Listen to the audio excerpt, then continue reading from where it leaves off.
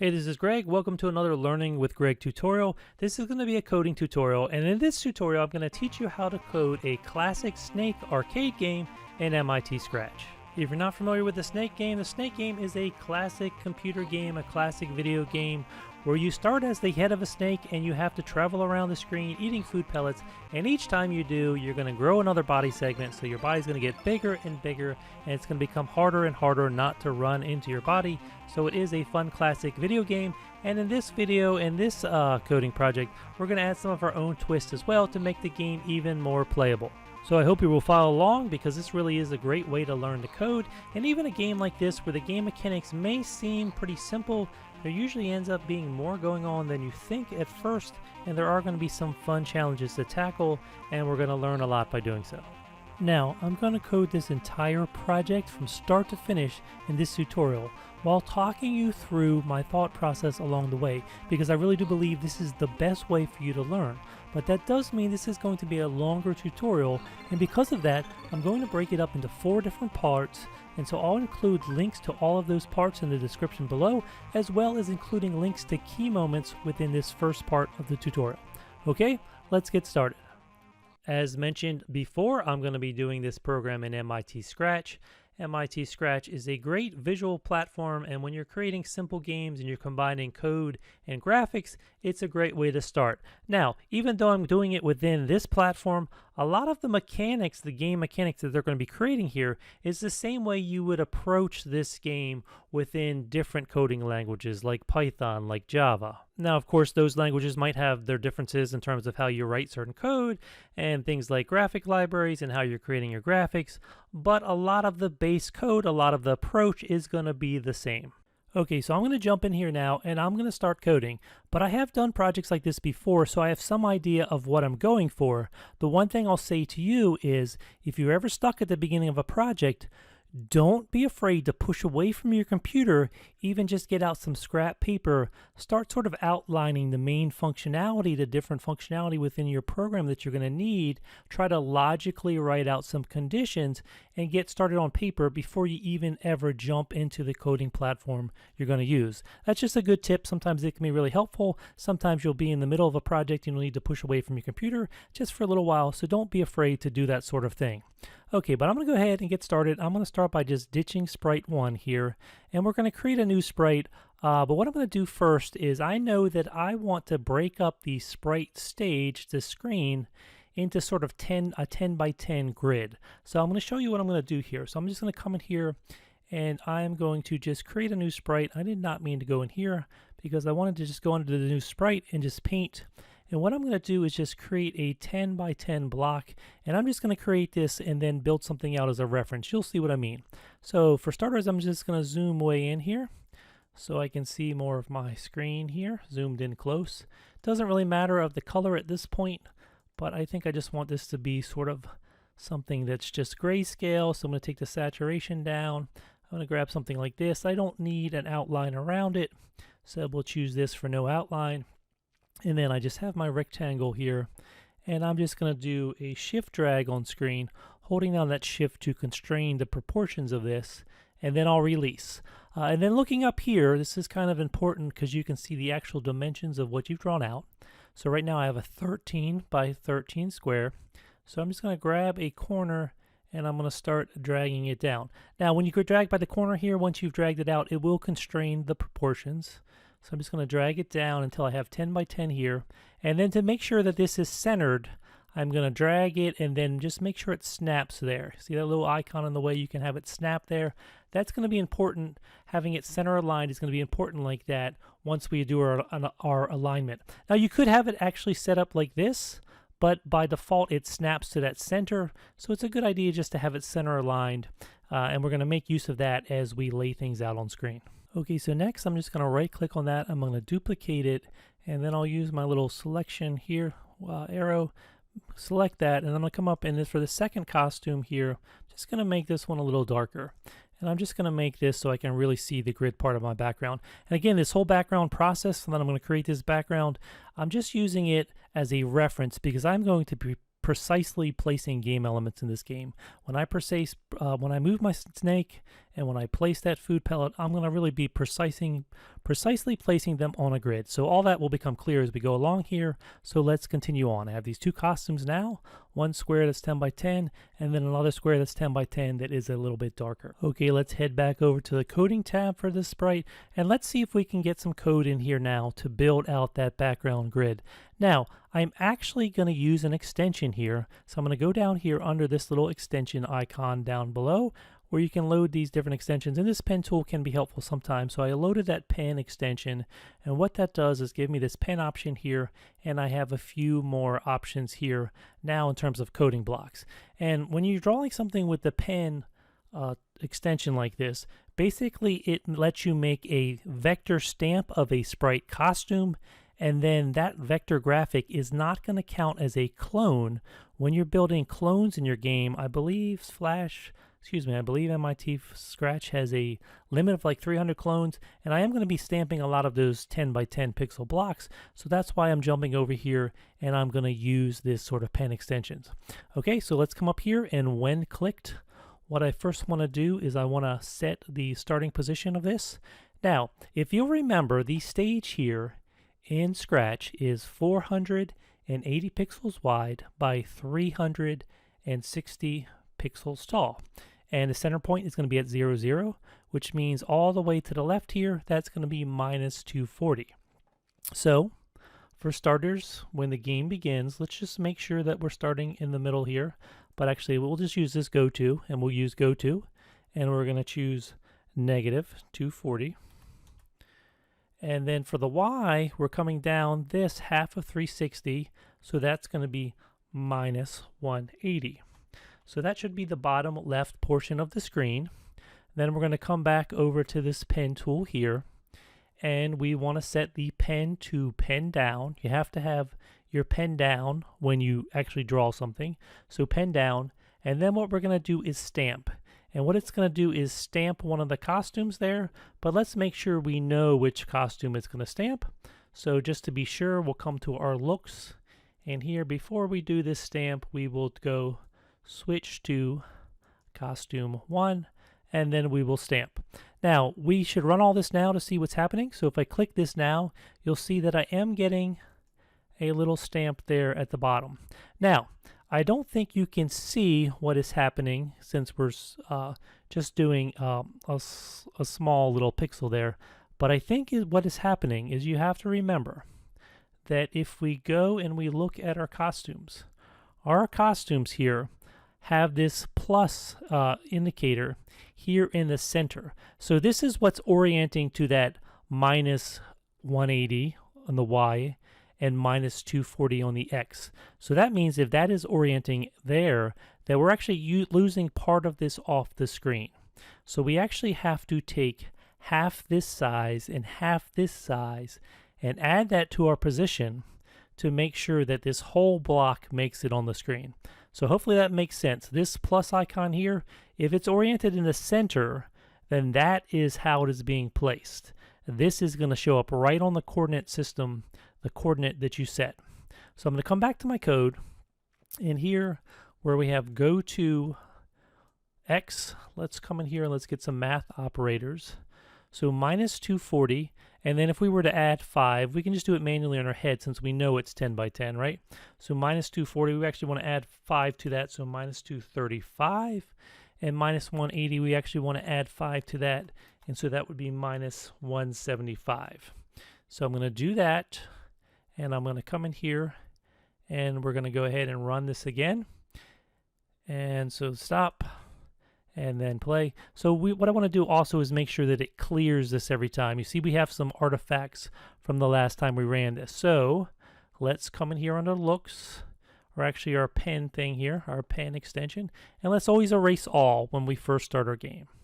So again, come in here, do this, hit play, stop, hit play. So something's not quite right here, and I can see that I accidentally have left one here. So let's just make sure we have that to minus 175. I had an extra one in there, so minus 175.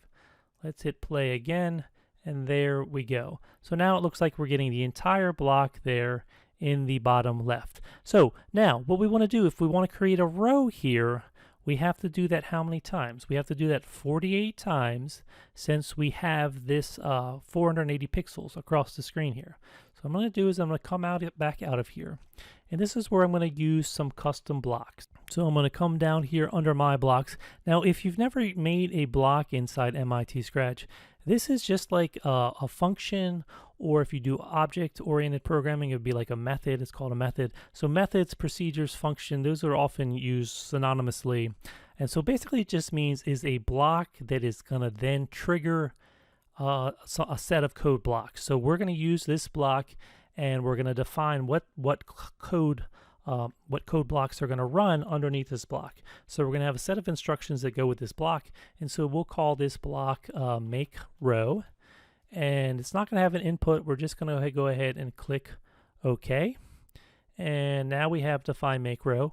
And right now, once we do that, now that we've defined this block, we haven't put the instructions yet, but you'll see now that we have a new custom block here that we can make use of in our code. So what we want to do, now that we have all of this, is let's go under Control. Let's grab this repeat block. Let's put that here, and let's repeat 48 times.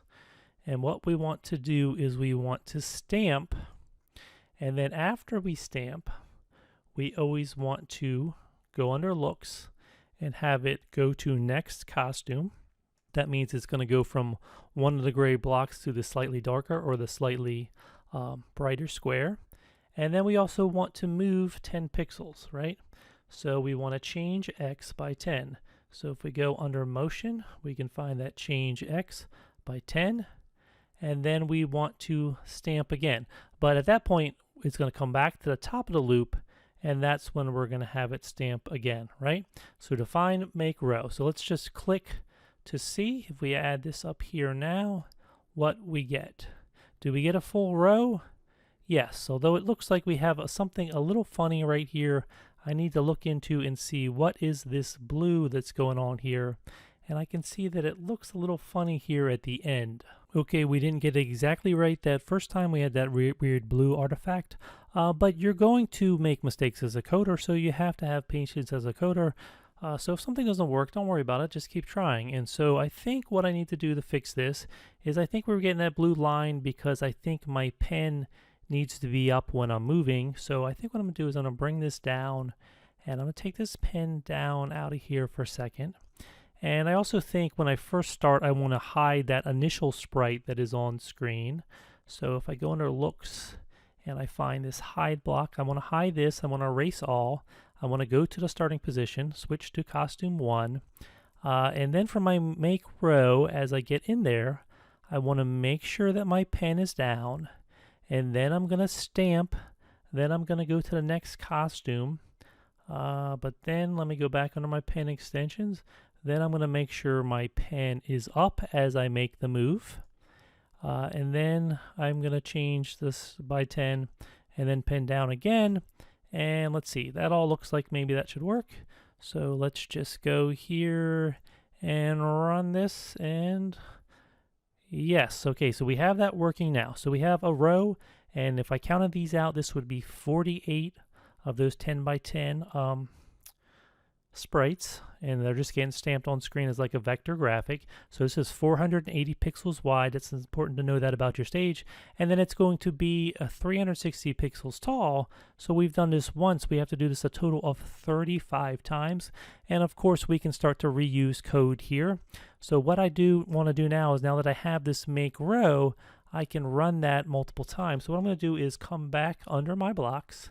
And again, this is why building functions by making your own custom blocks is so important. So make grid. Again, I'm not going to use an input, so I'll just go ahead and click OK and make grid. And so under make grid, I know that I'm going to have this make row, right?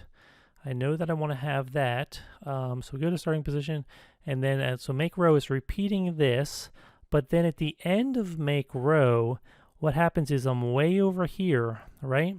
So I'm going to have to come back all the way across screen. So that's going to be minus 180. So I'm going to want to come in here under motion. And so after I make a row, I need to come back to the beginning of the row. So where is my change X? So change X by minus 480. That's the size of the screen, minus 480. And then I also have to go up by 10, so I have to change my Y by 10. Change Y, so let me find change Y by 10. Change Y by 10, so again, that should bring me back to the beginning. This should move me up to the next row here. And then I also want to switch my costume one more time, because otherwise it's going to be the same color gray. And what I want is a checkerboard pattern here. So I also want to do next costume. So let's see for looks. Let's find the next costume block. And so this is what I want it to do, but then of course I want to wrap this in a repeat block because I'm going to do this 36 times.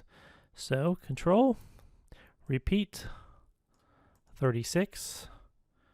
And now the fun part where I get to run this and see if I've done this correctly. So I have make row now. And then make grid is actually calling make row. So you can use functions nested like this. You can nest custom blocks within custom blocks.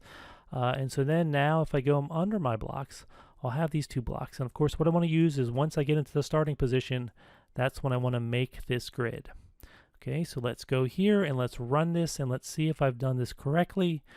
And no, I've messed this up a little bit because what happened is I came back the 480, but I forgot that I had added that 5, right? So it's almost there. So let me just stop this for a second, and I come back here. And so I came back a little too far. So really what I needed to do is I just needed to come back that minus 475, because we remember we added that before. Now the other thing I'm saying is you'll notice that this is slowly building on screen.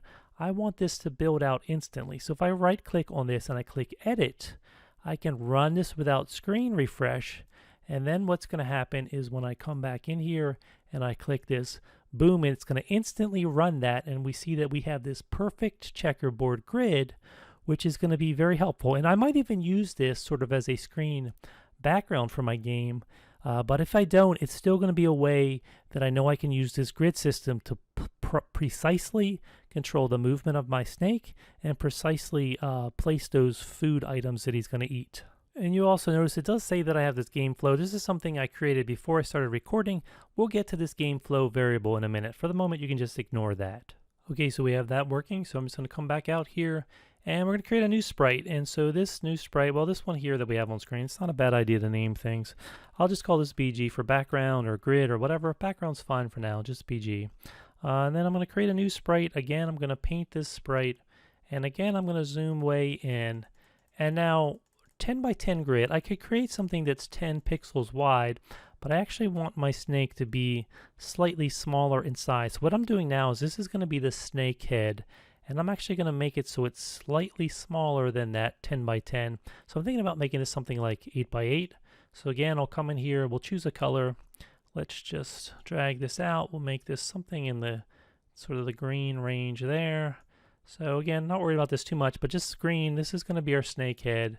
We have this. So again, I'm going to hold down the shift key as I drag out to constrain proportions. And we'll see this is 6 by 6. So I want to make it a little bit bigger. There's 7 by 7. Drag it out a little bit more. And again, I'm just looking up here to see the dimensions. And so that's where I can see that that's 8 by 8 now. So then I'll come and then I'll just, boom, put that right there. Now, I want this to show up on my screen here. But so let's just say I want to start in the center of the screen when the game begins. That would be the 0, 0 position. So under this sprite, if I go to code view now, and I go under events, and when green flag is clicked, and I'll come under my looks. I don't think we have to set size. It should start as 100, but just to make sure, we'll set size to 100, so that should be 8 by 8, so slightly smaller than the grid system we have set up. And then we will go under motion to set the position, and we will have it go to that 0, 0 position. So here we go, 0, 0. Let's just take a look at that now. So I'm here, I'm going to make this here, and I'm going to hit the play now. And so now you can see the 0, 0 position is actually sort of centered within those blocks.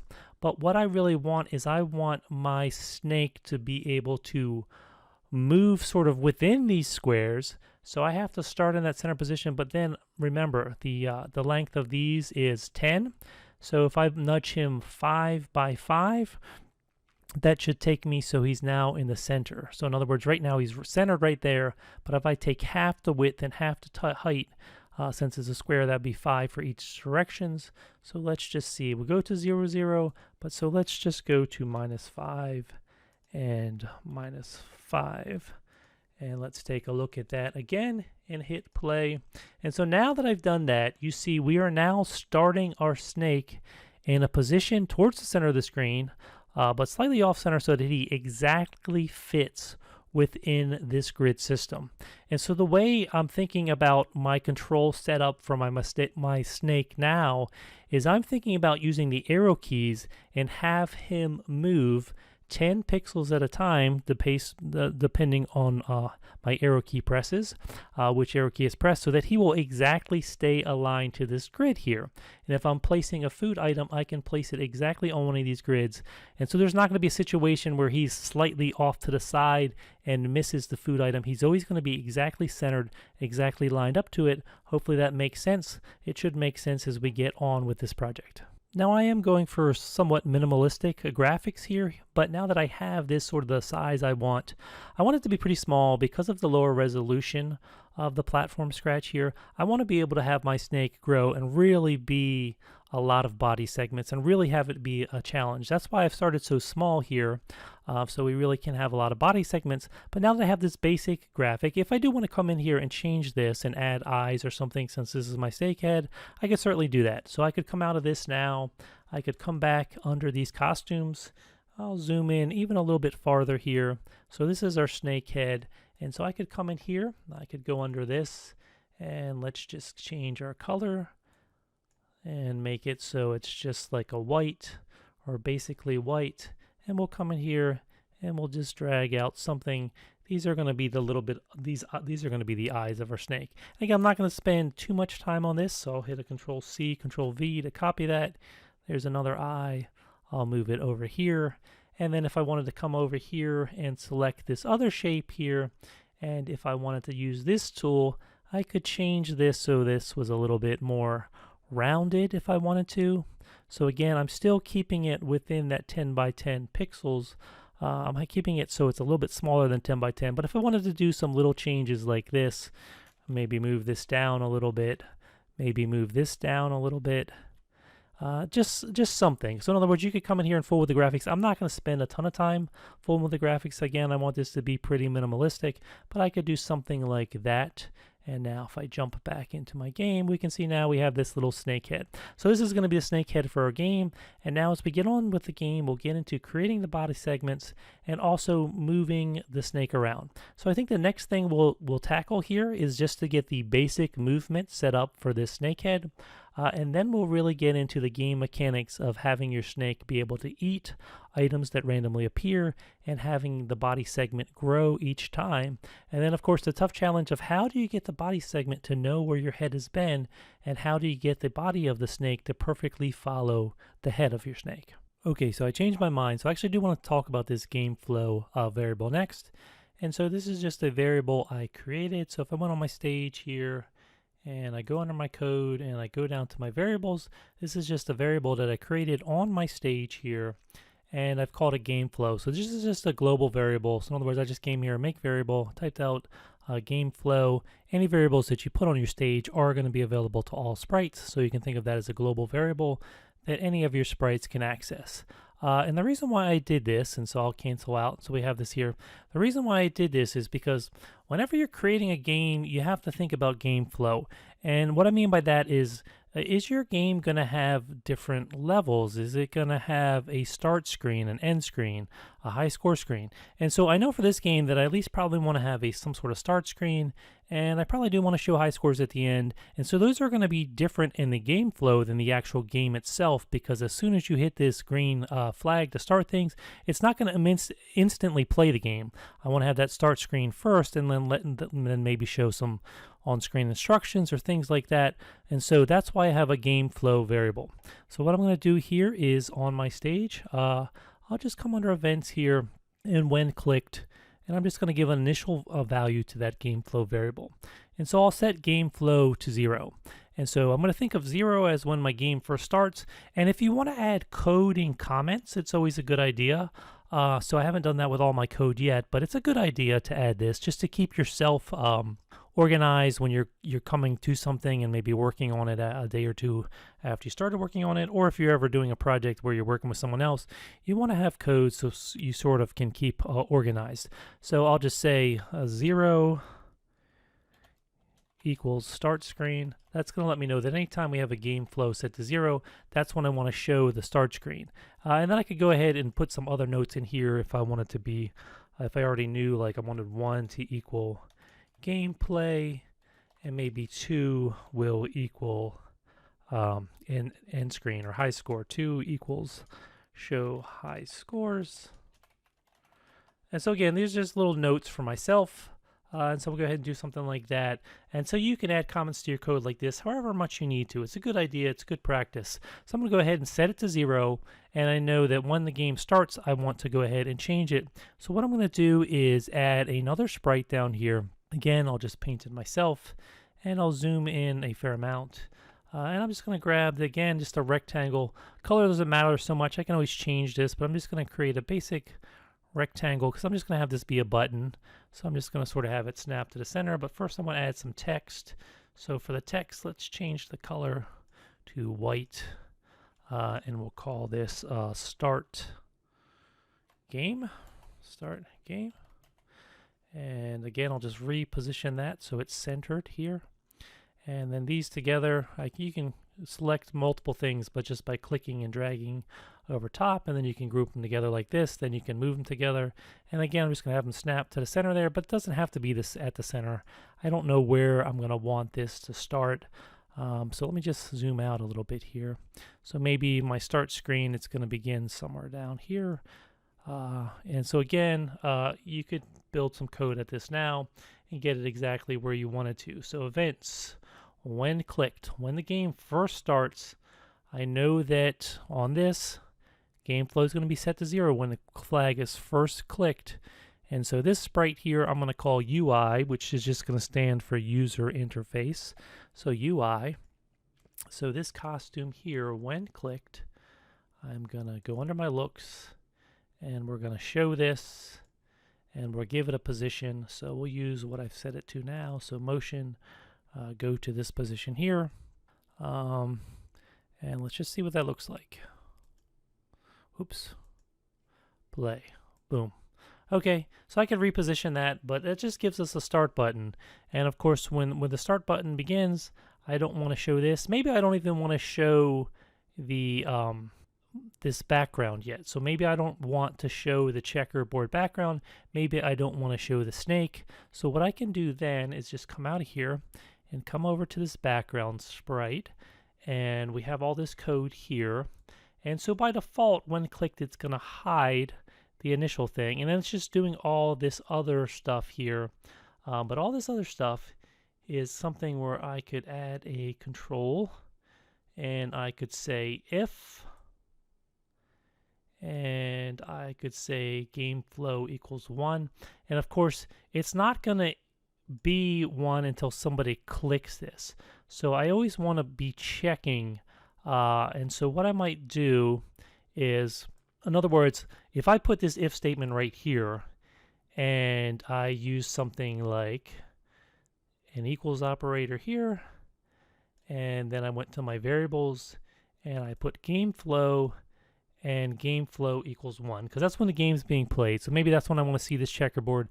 That's when I want to see my snake. However, if I grab this part of the code and I put it there and then I do this, what's going to happen is that it's going to instantly execute this block. And so what I'll show you what I mean. So if I come here now and I come back to this sprite here, and when clicked, green flag. Now let me just go back under my control events. when this sprite is clicked. When this sprite is clicked, we're going to then, so in other words, when they click start game, we're going to change that variable. So we'll go under variable and we'll set game flow to 1 as soon as this is clicked. And then if we come back here under my sprite, you'll notice that if game flow equals 1, then it's supposed to draw all this stuff. Okay? But what's going to happen here if I come back here and hit play? Nothing, everything's still there. If I hit start game, game flow does change to 1, but we never did not have this background here. This still took place. Let me just go back and look at that code again. Okay, so what I want to do here is let's take this erase all out of here. So I'm going to pull that out for a second. We're going to put the erase all because we always want to erase it when things start. Okay, so now if I come here and I hit play, now you see we have this, but when I start a game, it doesn't show.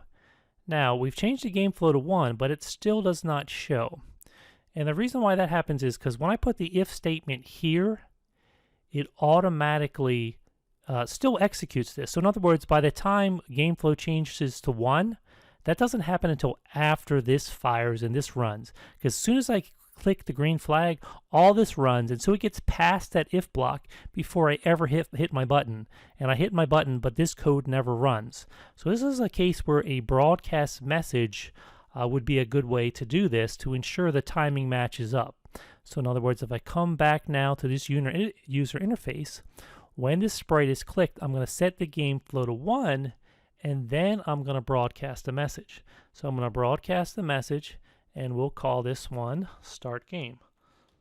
So in here, new message, and I'm going to call this start game, and click OK, right? And then I'm going to come back to my background here, and then instead of this if block here, all I need is when I receive start game, and that's when I know I want this to happen. Okay, so that should take care of the grid, and I want something similar with my snake here. So this is the snake head here. When the game first starts, which is going to be the green flag, we know that we want to hide him, right? We don't want him to be there. But as soon as the game starts, so events, when I receive start game, and that's the other great thing about these broadcast messages. I'm broadcasting something from the stage or from actually this UI right here, but then all my sprites in the game can receive this start game, and I can sync up all these things. So that's just a basic user interface and game flow that we're thinking about now. And so my start game 2, I think I might want it centered. It's bothering me that it's slightly off center. So what I'm going to do is drag it, and then I'm going to come back to my looks block, and I'm going to move this off, because then if I bring it back on screen, it'll use those new positions since I've repositioned it. So where is that go to block? Go to, so there, boom, so there. And so now if I come in here, and so now if I hit play, okay, nothing is happening. You have the start game option. As soon as I hit start game, then boom, I get the checkered pattern. But what I also want to get rid of is I want to get rid of this button. I want to hide that, and I want to see my snake. And of course, we don't need to see this game flow. It's okay having variables turned on when you're testing, but then you don't really necessarily want them on screen once the game is going. So game flow, let's come here, variables, let's turn off that game flow because we don't need to see that. This user interface button, when this sprite is clicked, set game flow to 1, broadcast start game. But before we broadcast start game, we want to hide this button. So we'll do that. And then for this sprite here, we have it hidden. But when I receive start game, we're going to send it to these different coordinates. And then, of course, we want to show. So now let's try this again. Let's hit play. We have start game. And again, I might add to the user interface here and have things like instruction options. But for now, start game button is good. So we know we can have a start screen. If you hit start game, then suddenly, boom, the button goes away. The snake head shows up. We have our background grid. So everything seems like it's working now. And so that game flow variable is just something we're going to use throughout the game to keep track of where we are in the game. Okay, so I like this checkered background as a reference, but at this point, I'm not sure whether I'm going to want it in the actual game or not. But so what I think I'm going to do is I'm going to go under that sprite and under the costumes. And this first costume right now, I'm going to come in here and change my fill and I'm going to take it all the way to white. So what I've done is just taken the brightness all the way up, saturation all the way down. And so this costume here, this next one, I'm going to take this pretty close to total white, but not quite. So instead of 100, I'm going to make this brightness maybe like 95.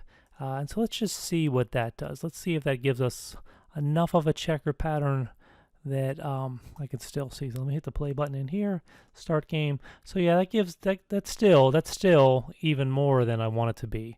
I want to have just the ever so slight pattern in here for reference. But so this is coming here again, take this fill and this brightness. I may even put it all the way to like, well, let's try 98. So again, this is just trial and error. Come back in here and hit play and start game. And so yeah, that's very nice. So I'm starting to think that I'm not going to want the checkered background in the actual game, but I'm going to keep it for now like that. So it gives me a little something that I can see. It gives me a reference, but it's just, I want my snake to stand out more than it did against the full checkered background and the darker gray.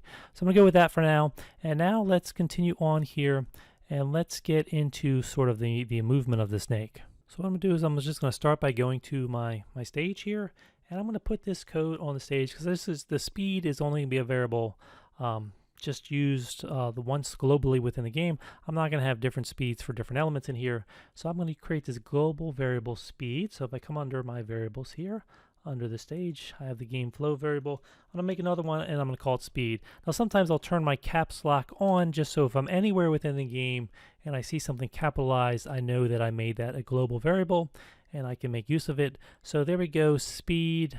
And then also I'll initialize this. So I'll just duplicate this and I'm going to set speed to 10 when the game starts. And I pretty much know that I always want my snake to be able to move 10 pixels at a time. And that's why I'm using this 10 here. Now I could do this without a variable. I don't really need this variable because I could hard code this into my movement script. At the same time, if I ever were to come in and sort of change the size of my grid and the size of my snake and things like that, maybe having this as a variable would make it where I could update my code more easily. And you do want to think about that sort of thing, like what's the smartest way you can build your code so that you can come in later and make tweaks and it is flexible. So it just gives it a little bit more flexibility, I think, by maybe including this variable. And so I'll do that, and then I will jump back over to the sprite here. I'll go ahead and name this because we haven't named this one yet. So I'm just going to call this head. And that's the head of our snake there. And so now we're going to go in here, we're going to start adding some code here on the head for the movement of the snake. Okay, so I know as soon as the game starts, I pretty much always want the snake to be in movement, and I'm going to be using the movement, controlling it with the arrow keys on my keyboard. So right here, after I have this initial 3 blocks of setting the position of the snake and showing the snake, then I want to go into my sort of control loops here, and I'm going to grab a forever block.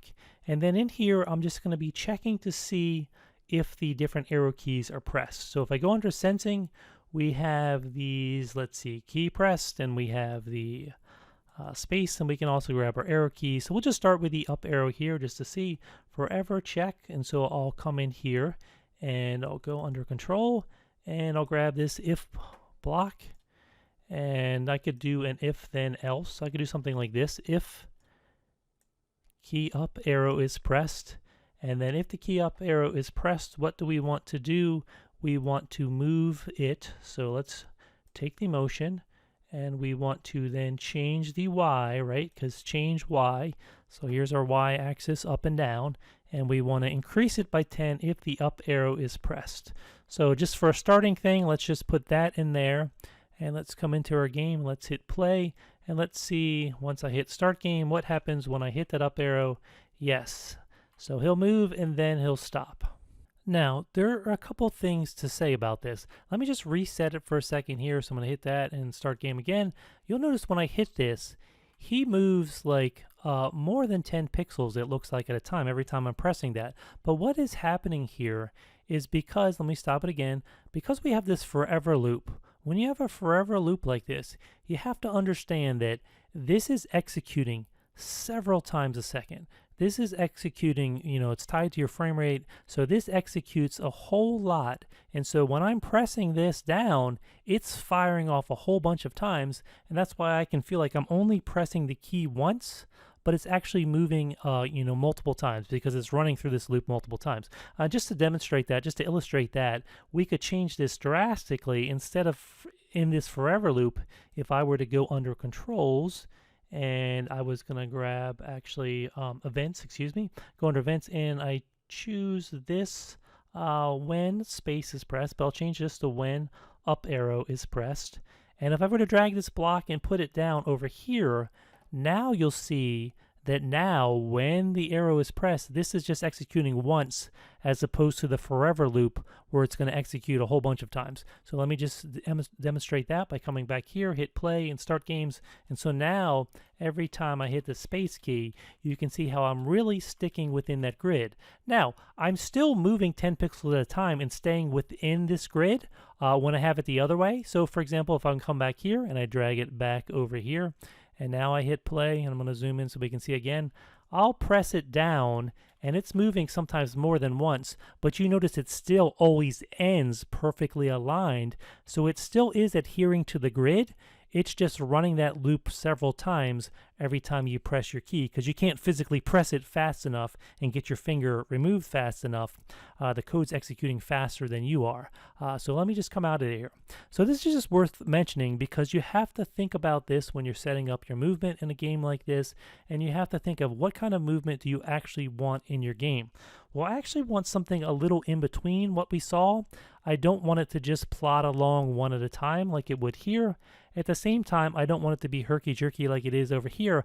I actually want the snake, once I start hitting the arrow keys, to always be moving. So I want to be able to hit the up arrow and then take my finger off the up arrow, and I want my snake to continue to move in that up direction until I hit one of the other arrow keys. So how would I go about setting it up like that? Well, what if I did something like this? So I'm going to come under my variables here, and I'm going to add a new variable.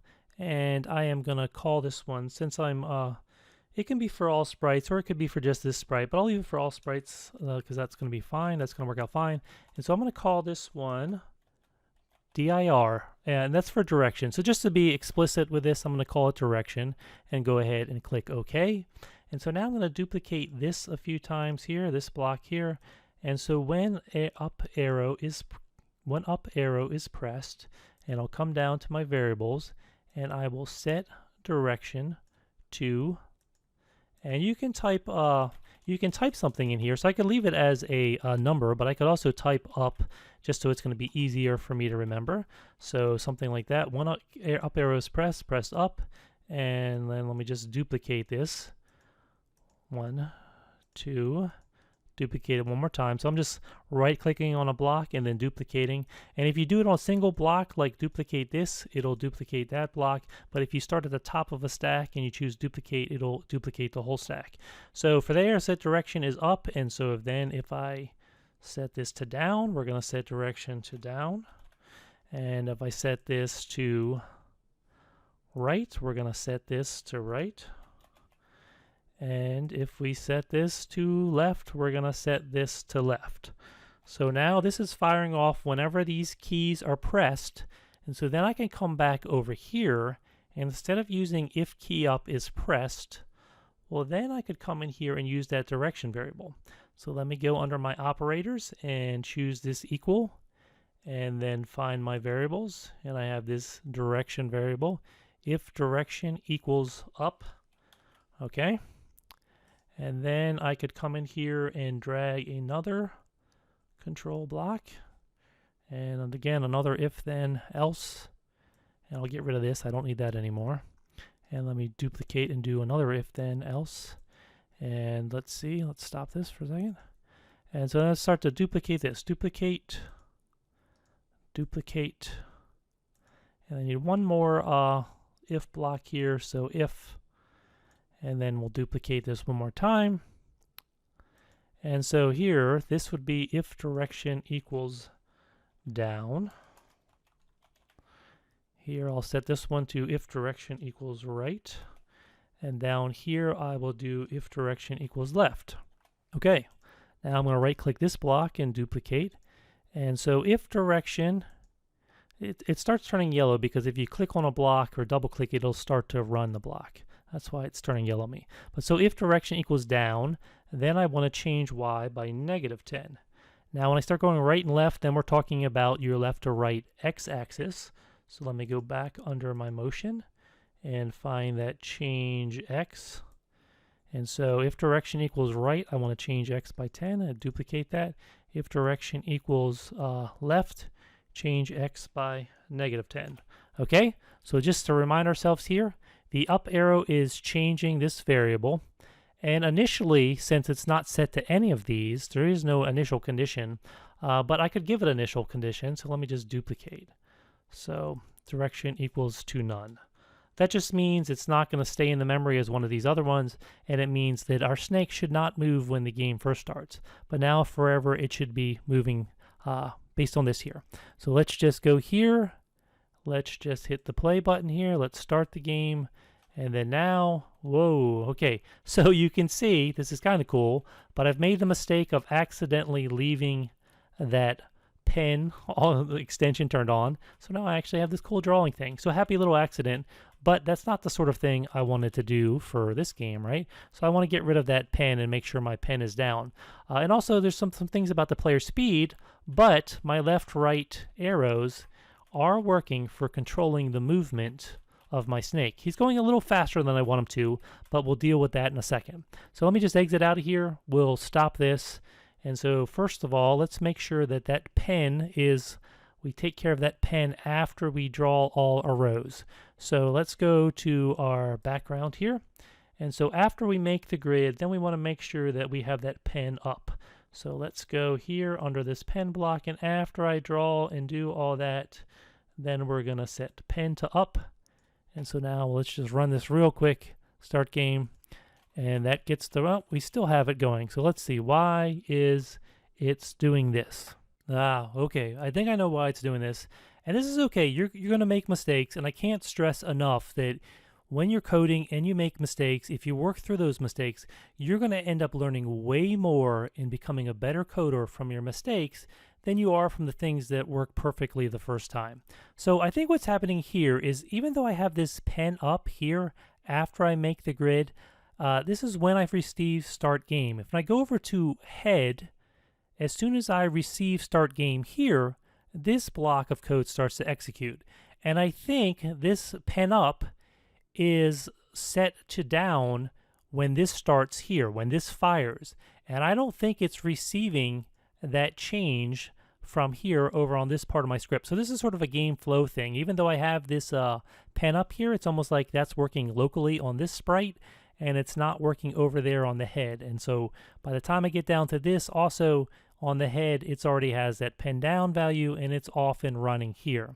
So I think what I need to do here is just really be explicit here. So I'm going to go ahead and set pen up over here, also on the head of my snake, and I'll have it fire right here before anything else. And so that means that there definitely shouldn't be anything now being drawn on screen, but let's just double check to be sure. So I'll come in here, I'll hit play, I'll hit start game, and yes, we can see we've got rid of that now. So you just have to take your time, you just have to be patient and work through these problems as they come. It's always nice when you get something that works perfectly, but again, I can't stress enough, you're going to learn more when you make mistakes if you're just willing to take your time, work through those mistakes. Okay, so we're most of the way there on our movement mechanics, because it is working the way I want, in that once I press the up arrow, I can take my finger off the up arrow and he's going to continue to move up until I press another directional key, and the same thing with the other directions. So that's working the way I want, but he is going a little bit faster than I want him to. The game would be almost impossibly hard at this speed. So what I want to do is come up with a way to slow down his speed.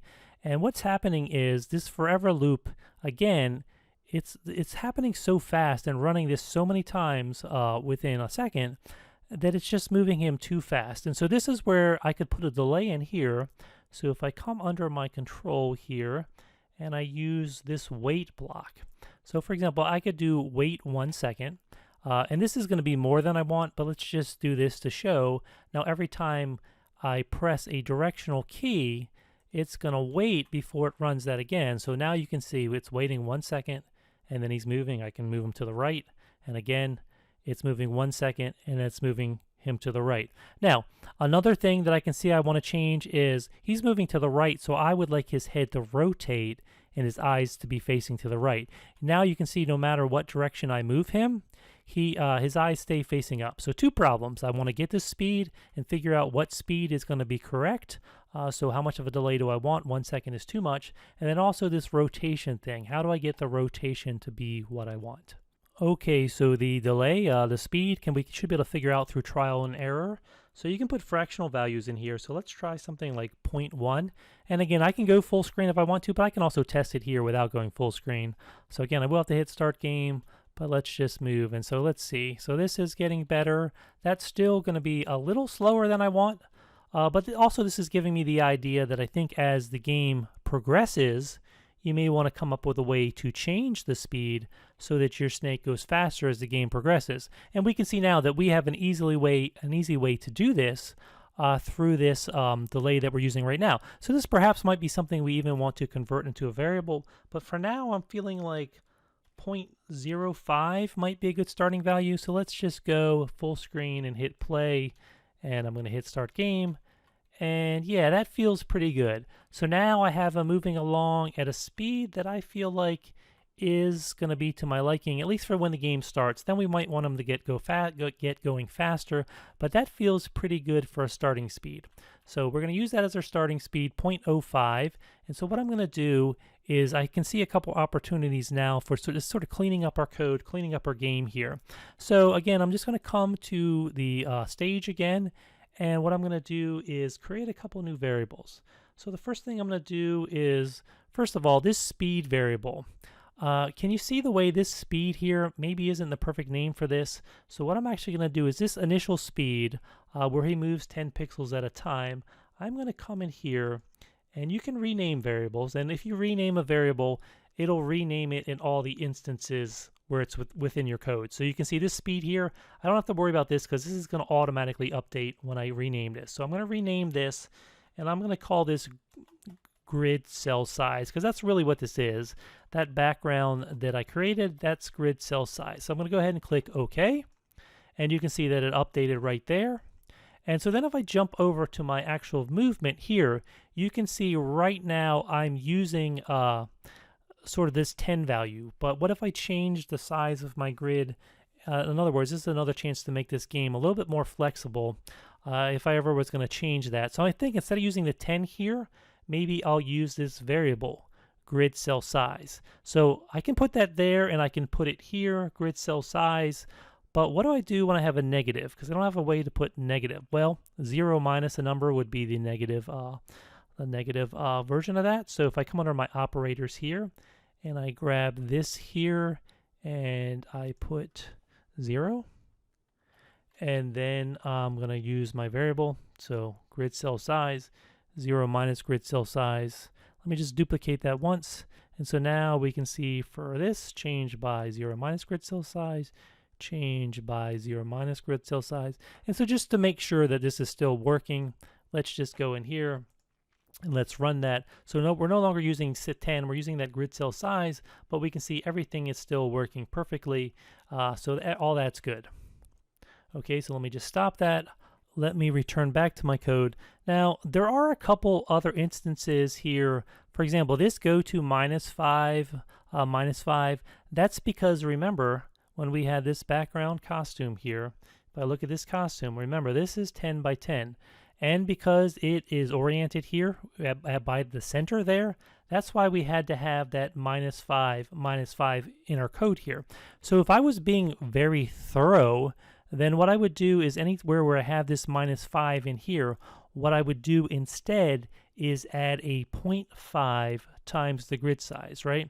So this would be, let's do it. This is one of those things where I don't have to do this, but it's going to make my game more flexible. So I'm going to go ahead and do it just because this is going to make the game sort of more flexible. So 0 minus, so put a 0 because we have a negative right here on this size.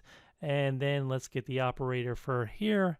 And so 0.5, and then grab that variable, grid cell size, 0.5 times grid cell size. And we're going to duplicate that once because I'll put that over, actually we need the 0 minus. So let's do this, 0 minus 0.5 times grid cell, and duplicate.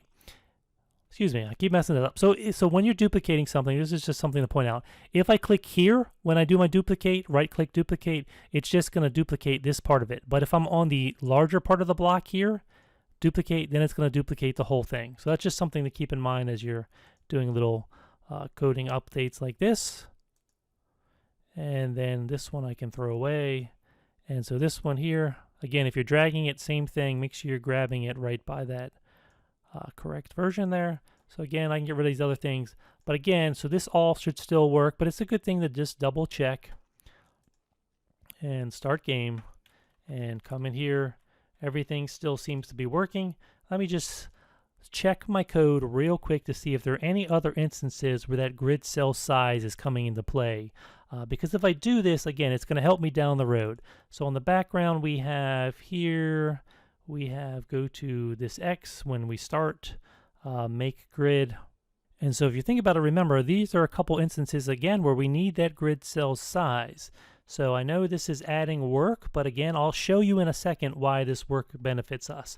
So go to this here. So let me go in here. And so what we really want to do is we want to go, and so we're going to need some operators here.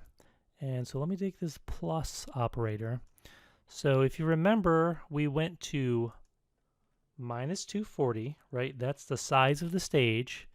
And then we had to take half of the size of that grid cell. So multiplier, so this is the 0.5. And then we're going to grab that grid cell size again. And so minus 240 plus, so all that's going to replace this here. And then for the Y, let me duplicate this whole thing. So for the Y, we were going to minus 180 plus half of the grid cell size. So we can replace these two things here. Let's drag that in. So that should be correct there. And then we also used it down here when we were making our grid to set that initial starting position, right? So we need to do the same sort of thing down here. So I'm going to try to, let's see, again, do the multiplier here and the plus. So here's my plus operator. Let me grab that out. Sorry, let's try that again. Plus, there we go. So again, I went to minus 480, right? So all the way to the left side of the screen. But then again, I had to come back half of that grid cell size. So again, I'll do the same thing, 0.5, grid cell size. And again, I know this is a little tedious, but sometimes if you do this sort of work now, you're going to save yourself a huge headache later. So change X by minus 40 to 2. And that's because when the game first starts and you go into this make grid and into this make row, when you complete a row, you then need to go back across the screen by 480 pixels, and that's why we have that there. And then of course we're adjusting by the grid size also, so I can duplicate this grid size variable because I need that here because we're going to change by grid size. I'm going to duplicate again because up here we're going to change this by grid size, and of course I also need to reconnect up this here. So let's see, so we have it up here, we have it down here now, grid cell size, we have it in here, grid cell size. Over on this here, we have it here, grid cell size. We're changing by grid cell size. So I think now we have it everywhere. So let's just start by testing our code. Make sure we haven't broken anything. It's always good to make sure things are still working. So we're going to start game and we come in here. So I see something that is not working. So let me just stop for a second. So we see he's no longer there on the actual thing. So I've hit play. He's back to being in the center here. We no longer have that adjustment where we've shifted him slightly. So I must have missed something in here. So let me just stop this. And so this is the head. That's this is the initial placement of the head. So let's see. When the game first starts, so let's see. He gets hidden at first, and then when the game starts, he goes 0 to x0 minus 0.5 times grid cell size, and y minus 0.5 times grid cell size. Okay, that's correct, but if I go here and go full screen again, I can see that my whole grid is shifted here, so it's no longer beginning correctly there. So I missed something down here with my background redraw. So let me just take a second and go through here and see if I can figure it out. Okay. Okay, I think I see it right here. So when I'm coming back across the screen, I do -80 plus grid cell size. This is where I want half of that grid cell size. So if I come up here and grab this, we should be able to fix this real quick.